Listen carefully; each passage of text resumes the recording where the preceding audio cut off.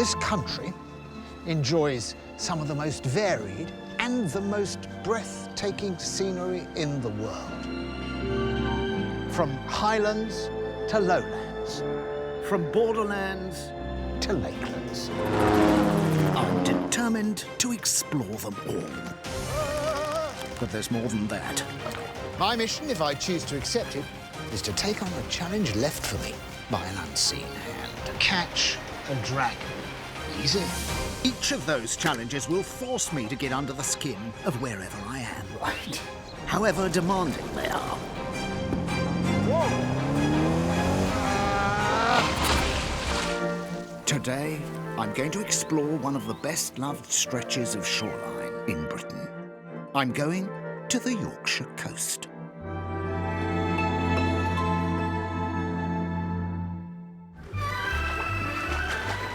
Sunny Scarborough, the pearl of the British seaside.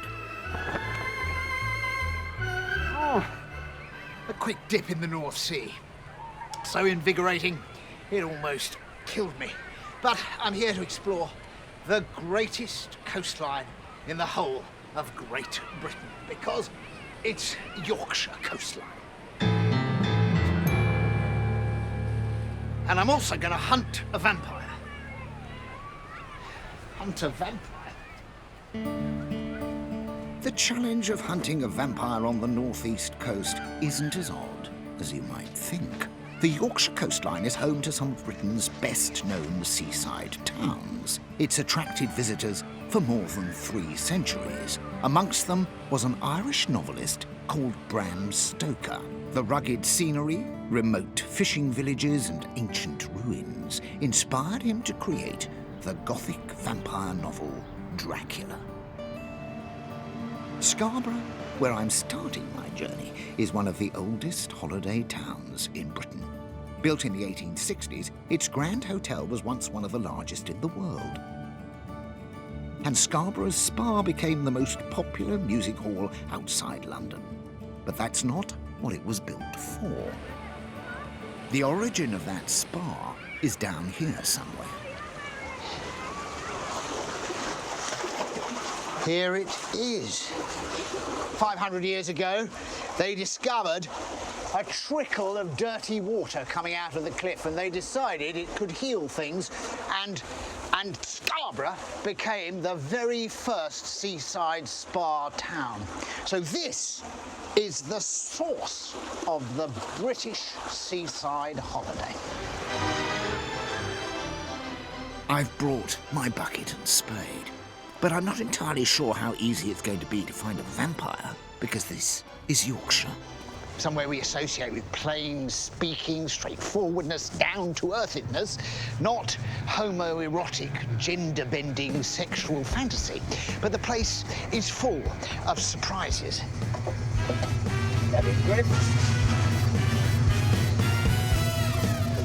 My lift along the front has arrived. A step up from a donkey. When does this date from? 1959 Buick LeSabre. Right. From Texas. What size engine is that? 5.7. What does that mean? 5.7 litres? Or... 5.7 litres. Is it? Huge, it sounds. I suppose it guzzles gas. I'm being chauffeured around by Kit Harrison, a great champion of Scarborough who retains his faith in the 19th century attractions of this grand resort. Scarborough was sort of like a top destination seaside resort in those days. Yeah, it still is, really. I mean, it gets very busy. It's just an oldie-worldy seaside town, a proper seaside, British seaside town is Scarborough. The thing that you come to the British seaside for is not necessarily lying on the beach and getting a suntan. No, it's actually getting involved in a few other entertainments of one kind or another. Donkey rides, ice cream, yes. Slot machines, yes. Fairground rides. Fairground rides, yeah. Yeah, fairground rides are what Kit is all about, because he helps to run one of the biggest collections of original antique rides in Europe. It's called the Scarborough Fair Collection, and it contains masterpieces like this painstakingly restored Italian concert organ. Amusements like this got to work over a century ago. Their ambitious design and incredible mechanical complexity held audiences spellbound and knocked their socks off.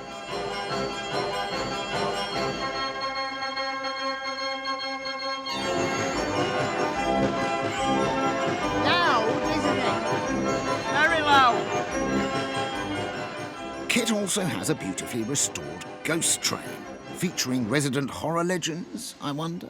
Are you ready for a thrill? I'm as ready as I'll ever be. Here we go.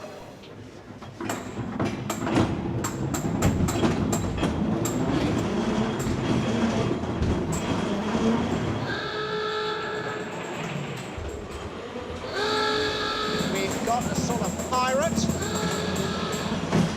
a definite ghost, Frankenstein, Russell Brand, a scarecrow. That's your lot. Did you enjoy that? Yeah, I did. I was positively petrified. Very scary. It was very scary. But tell me, I noticed that amongst all those people that we had, you know, hanging on the walls, we didn't actually have a vampire, which is what I'm looking for. Well, if you're looking for a vampire, you might be better off going to Whitby. To Whitby? Yeah, apparently that's where they are. Whitby might be the goal, but Scarborough's North Bay is as far as Kit will take me. So I'm back on the hunt for my next lift. It's a calm North Sea day. The sea is relatively flat, so I've been invited to try paddleboarding up the coast. The biggest challenge to begin with is to actually get yourself on the board in order to paddle. And when you do, a giant wave topples you over.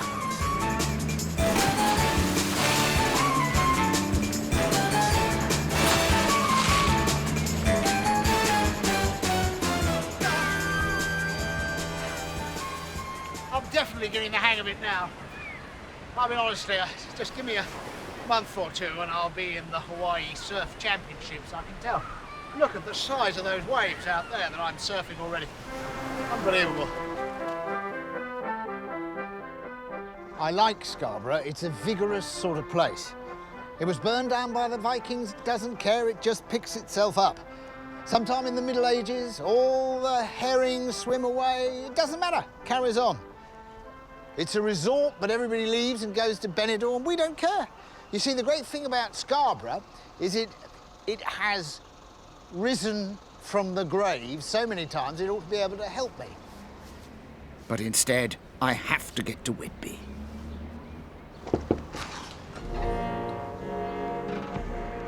This may look a somewhat unconventional mode of transport, but given that my search is for a vampire, it feels dead on. Count Dracula, however, the most famous vampire of all, arrived in Whitby by boat. Have you done burials at sea? No, never been asked for one. Right. No. Because my dad wanted to be buried, not at sea, but he wanted his ashes to be scattered. We've done ashes at sea. Have you? Right. Yes. Yeah. Well, here we are. I'm on my way out of Scarborough now, heading north, up the coast. Funeral director George Roberts is kindly getting me as far as the Raven Hall Hotel in Ravenscar, where even the ravens look long-suffering. I've come here because it said that Bram Stoker, the author of Dracula, the great vampire novel, actually stayed here when he was writing some of his book. I've arranged to meet someone here, but I'm not quite sure where they might be.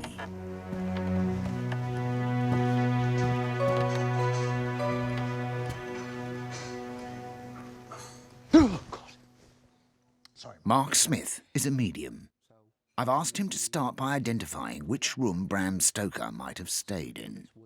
I was drawn to this number 47, which I believe is a room. Now, I'm not sure if we know where room 47 is or if anybody's found this room yet, but I do believe that this room will have some connection. Mark sets off like a heat-seeking missile. Of course, these rooms are all numbered 110 and 111. Excuse me? We're looking for a room 47. All we have is a hint of the idea of a room 47. Is there a room 47? No. Because they might have changed all the naming of the rooms at various stages, the numbering. Bram himself, Bram Stoker, that is. Yes. I get a very clear impression in my mind that he did come here. We seem to be at the end of the corridor here. Yes. I've no idea why we come down here. It's just as I'm going through this and connecting with the energies that I've got here. Yes. I do feel as though that the energy that I have here, some writings of Bram's himself are still here in this very building. Yes. Really? I'm also feeling here the energy of either a military connection to the building or a military man, a spirit man in the building with us right now. Come on, what's your name, sir? What's your name? Give me a name. Please give me a name. Okay. William, go on. We haven't found room 47. Mark claims to have garnered other information, but does any of it have any basis in what we might call reality? What if you can help us? Was there ever a room 47, to your knowledge? Not to my knowledge, but the building has been many things. Was there ever a military connection, a military man connected with this house, do you We think? have some old photographs from when Right. it was a home, and there are military, there's a man in military uniform there, and a couple of the housekeepers have seen a man in uniform disappearing down corridors. Gracious. And any sort of literary writings here? We've just taken down some derelict walls and found some fascinating stuff behind it where we're creating some new rooms. So Really? on the second floor where we've redone the roof. If Bram Stoker was here, did he leave a manuscript, or was it ghost-written? After failing to find the ghost of vampire novelist Bram Stoker in Raven's car, it's time for me to leave the garden and head up the coast to Whitby. North Yorkshire has one of the most diverse coastlines in Britain. Hunting for a vampire, I've done the spa town and the golden beaches. Now I'm on to craggy cliffs and rocky shorelines.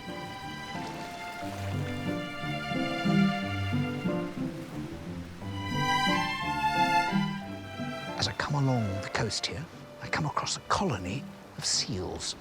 Some common seal, but largely grey seal. And the grey seal is the largest British carnivore.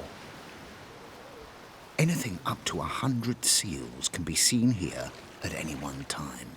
But you have to be careful not to frighten them away. There are quite a few, because the tide is coming in now, that are sort of flopping themselves a little bit further out of the water. Like solicitors in a Turkish bath in central London, moving the bulk of their body out of the way of this cold water which is coming in. But I'm certainly an object of curiosity to this one over here. Looking very suspicious, quite rightly. Whitby is still to the north. On my way, I've been combing the beach looking for some things that I can use to hunt a vampire. I need something to stake him to his grave. And this is no good because it's only a piece of kelp. And I need some other things as well. Hello. Hello. Can I ask you, do you have by any chance, you've got mint, you've got strawberry, you've got chocolate. You don't have any garlic-flavoured ice cream, do you? No, sorry, we haven't got any garlic aboard, no. Maybe get some at Robin Hood's Bay. I'm just going there, just finishing for the day. I could maybe give you a lift there, if that's any help to you. In the time it takes us to travel the 1 mile to Robin Hood's Bay, I managed to create an entirely new concept in ice cream. It's called the Count Dracula, OK? Right. See, Count Dracula, a little bit of blood, and then a stake right through the heart. Oh, that's absolutely brilliant. That's absolutely brilliant. Is there anybody else who'd fancy a Count Dracula ice cream? Yeah. Oh, you got them going now. Do you know anything about Count Dracula? He's from Transylvania. From Transylvania? Yeah. I thought he was from Whitby. Was he? Oh. That's why I'm going to Whitby. Now, there must be some supplies to be had here, surely. Robin Hood's Bay is an ancient fishing village built in the gap between two steep cliffs. But how did it get its name? Legend has it French pirates once pillaged here. A man called Robin Hood took revenge and returned the loot to the village. As a result, it was renamed after its new saviour. Was this the same Robin Hood of Sherwood Forest? Nobody can tell. Today, it's a haven for holidaymakers. But that means finally, I might have found what I'm looking for. This is what I need. Garlic.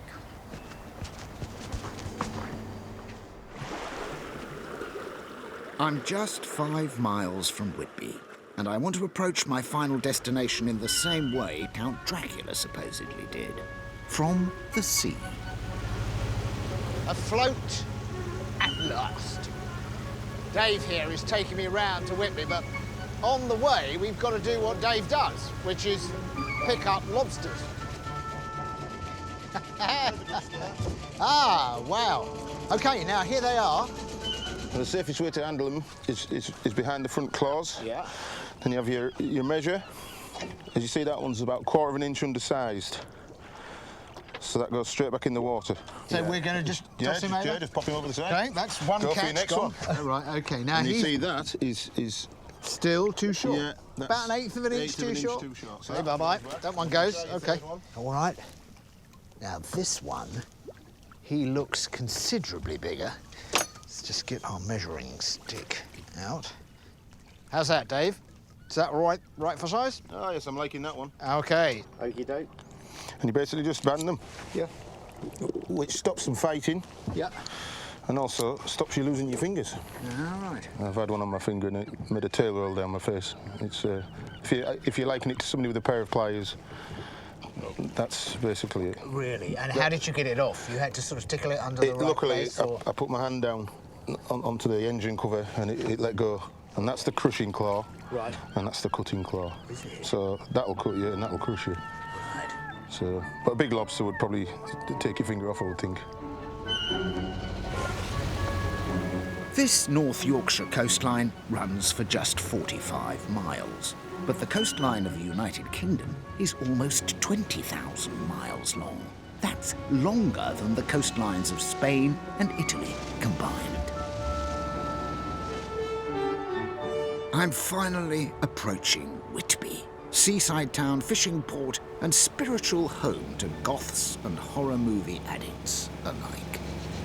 Imposing entrance to Whitby, isn't it? And in the novel Dracula, there's a storm, and a ship is spotted, the Demeter, and it's coming in, and there's a man strapped to the wheel, and he's heard lolling from side to side because he's dead. And by some miracle, it comes in the storm straight through the entrance to the harbour and crashes up on the beach. And a huge black dog jumps out and runs up the steps to the church. And that's Dracula.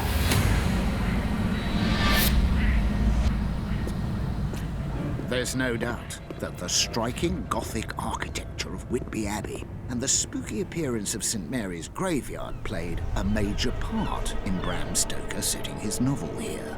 Whitby is a ready-made horror movie set. So where are the wannabe vampires? I'm searching for clues. Ah, look at all this. Sort of skull of skulls here. I think this is a sort of goth shop. Just shows you see, the whole point about vampires is they spread like an infestation. And it strikes me here in Whitby that Dracula has sort of taken over this place. Now, there is something else I need here that might break the ice. Is it possible for me to buy a crucifix here? I can sell you a nice Egyptian ankh. An ankh? Yes, it's a cross shape, yes. Is it's it? an Oh, Egyptian- maybe that would probably do the or a trick for Celtic me. cross. And do Goths come to Whitby now who think that they've come to Whitby and there are real vampires Yes, here? we do, yes. People searching for Dracula's grave. Do you? Like, for real? Yes. And when they ask you that, what do you do? Do you... I usually let them down slowly and explain that it's a myth. It's a myth. It's And a a book. fantasy. The vampire thing is definitely stuff and nonsense. That's been explained to me too. But of course, I need to make absolutely sure for myself. First, the 199 steps up to the graveyard, then wait for darkness to fall.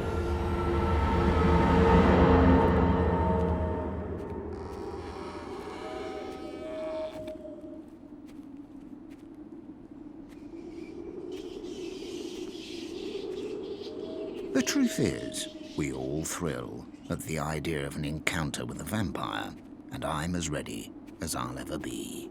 I've got my steak and my mallet, and I've got my garlic and my crucifix. But you know, I'm never going to find a vampire because they don't exist. They're a product of imagination.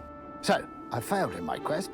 I think quite honestly, I better go and get some fish and chips. Whitby has some things which may be legendary, but can still be found.